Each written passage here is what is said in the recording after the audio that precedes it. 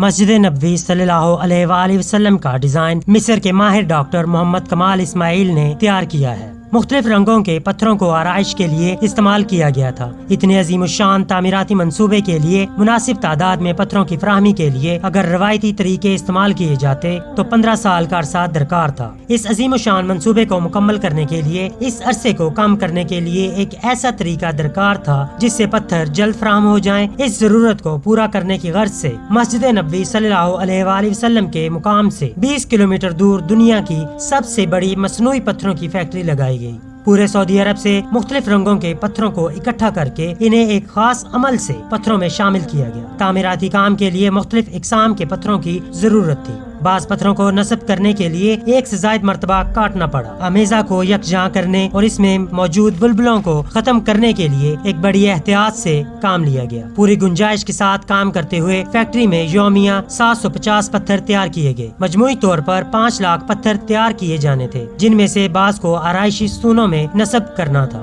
ماہر کاریگر جپسم پر نقش و نگار کندہ کرتے رہے۔ نقش و نگار کو نیگیٹو انداز میں کندہ کیا گیا تاکہ پتھر پر ان کا اصل نقش و نگار واضح ہو سکے۔ نقش و نگار کندہ کرنے کے عمل میں متعدد بار جدید اوزاروں سے مدد لینا پڑی۔ اس کے بعد پتھروں پر کیمیائی اجزاء لگا کر 24 گھنٹے کے لیے چھوڑ دیا گیا تاکہ عکس واضح اور پائیدار ہو جائیں۔ پتھروں کی اتنی احتیاط اور مہارت کے ساتھ تیاری نے توسیع شدہ حصے کو فن تعمیر کا شاہکار بنا دیا تھا، جس کی بدولت پوری عمارت دیکھنے سے تعلق رکھتی ہے۔ 2312 محرابیں تعمیر کی گئیں جو 27 کھلے اور 68 بند صحنوں میں استعمال کی گئی۔ چھت بھی اسی انداز میں تعمیر کی گئی۔ اس میں منقش پتھروں سے آراستہ کیا گیا۔ خادم حرمین شریفین مسجد نبوی صلی اللہ علیہ وآلہ وسلم کی سالانہ زیارت کے لیے 19 جمادی الاول 1410 ہجری کو آئے۔ انہوں نے تعمیراتی منصوبے کا جائزہ لیا۔ اس موقع پر اس بات کا بھی جائزہ لیا گیا کہ تعمیراتی کام کس حد تک لوگوں کی توقعات پر پورا اترتا ہے۔ مسجد نبوی کے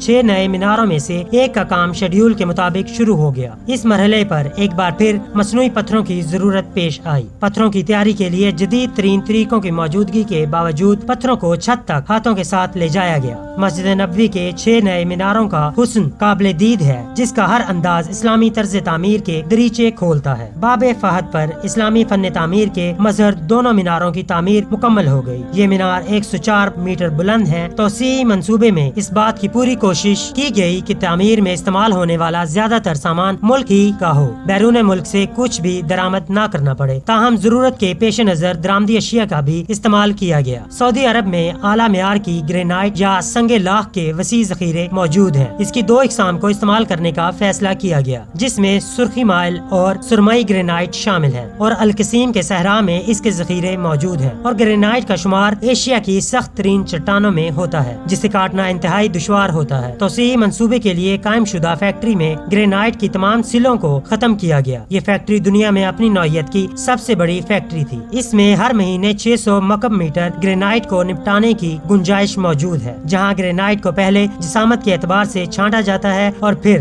درجہ بندی کی جاتی ہے۔ اس کے بعد درجہ بندی کے اعتبار سے ایک کوڈ نمبر دے کر انہیں کمپیوٹر سسٹم میں فائل کر دیا جاتا ہے، جو پیداوار کے ہر مرحلے کے اعتبار سے پڑھا اور دیکھا جا سکتا ہے۔ گرینائٹ کی سلوں کو کاٹنے کا عمل دن رات جاری رہا۔ کٹائی اور پالش کے بعد ہر ٹکڑے کا اچھی طرح معائنہ کیا گیا اور روانہ کر دیا گیا۔ آخری معائنے کے بعد تمام اینٹوں پر انفرادی اور تعمیراتی علاقے کے کوڈ نمبر ڈالے گئے تاکہ تعمیر کے دوران انہیں درست مقام پر نصب کرنے کی سہولت رہے۔ مسجد کی 4 دیواری کے لیے 1,20,000 اینٹوں کی ضرورت تھی۔ مسجد کی توسیع کے لیے چوتھی قسم کے لیکرو گرینائٹ کو شہر کے جنوب میں واقع نہران کے نخلستان سے لایا گیا۔ یہاں سرخ رنگ کا گرینائٹ پایا جاتا ہے۔ گرینائٹ کو طویل مربع اینٹوں کی صورت میں کاٹا گیا اور اسے ستون کی صورت میں تبدیل کر دیا گیا۔ پھر ان ستونوں پر پالش کی گئی تاکہ گرینائٹ کے چمکیلے سرخ رنگ کو واضح کیا جا سکے۔ ہر آئٹم کی جانچ پڑتال کی گئی اور مدینہ منورہ روانہ کرنے سے قبل حتمی طور پر چمکایا گیا۔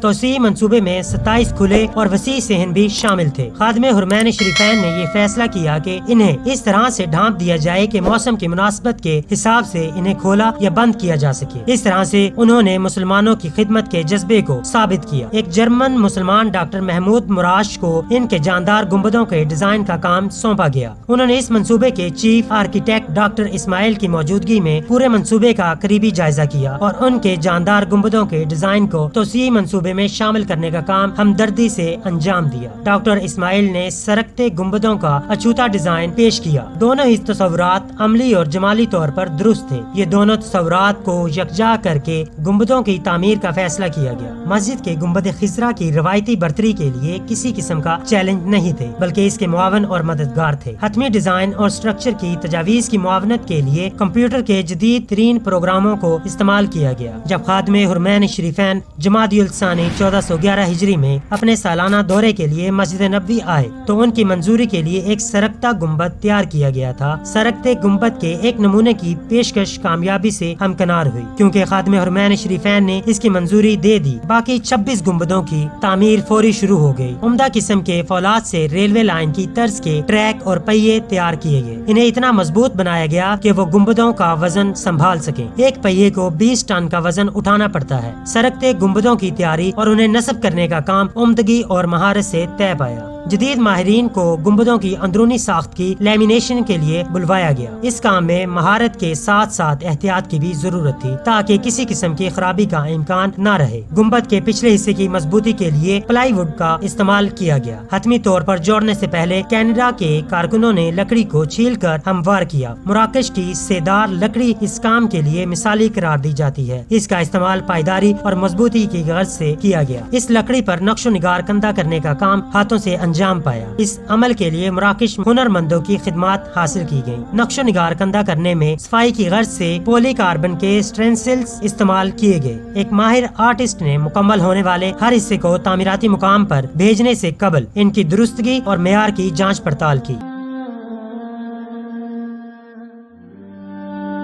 لکڑی کی بڑی شتیروں کو مراکش سے جرمنی بھیجا گیا، جہاں انہیں بڑی مشینوں سے کاٹا اور موڑا جا سکتا تھا تاکہ بنیادی ڈیزائن کے اہم حصے بنائے جا سکیں۔ مسجد کی زیبائش و آرائش کے لیے جیومیٹری کی شکل کے بارڈر بنائے گئے اور ان پر سونے کی پتیاں چڑھائی گئیں۔ ڈیزائن کی مثالی خوبصورتی کے لیے قیمتی پتھر امیزنائٹ کے استعمال کا فیصلہ کیا گیا۔ کینیا میں عمدہ معیار کا پتھر بالآخر تلاش کر لیا گیا اور کان کو اس منصوبے کے لیے خاص طور پر دوبارہ کھول دیا گیا تھا۔